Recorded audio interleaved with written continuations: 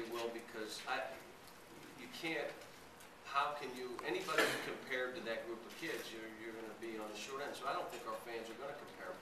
The great thing about the fans here, I think they just want to see how good can this team be?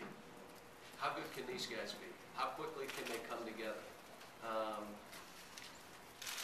You know, I don't, it's not fair to anybody to compare one guy. That's why when they asked me about Derrick Rose and Tyreek, I'm not. And then they said, well, what about now John Wall, and how do they compare, and how does Brandon compare, and how does, you know, you can't get into that. And I think our fans know that we're worried about this team and how this team improves.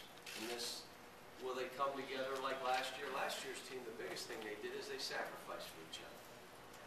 You know, there are some things, yeah, you want to compare. Will this team come together and really share the ball and do the things they have to do to be each other, you know, their brother's keeper? Will you be your brother's keeper? Will you really, will we have servant leadership, which we had a year ago, where our leaders cared more about the team? How about Patrick Patterson? He scores less than the year before, he rebounds less.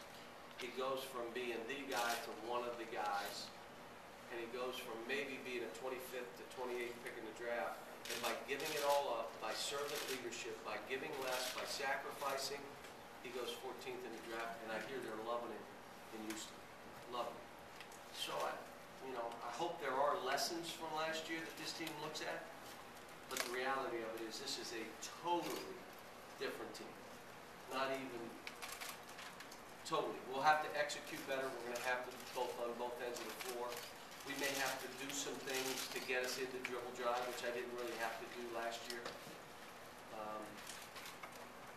We have no one that even remotely looks like DeMarcus Cousins in March. And I'm not talking about DeMarcus in November. DeMarcus in March. No one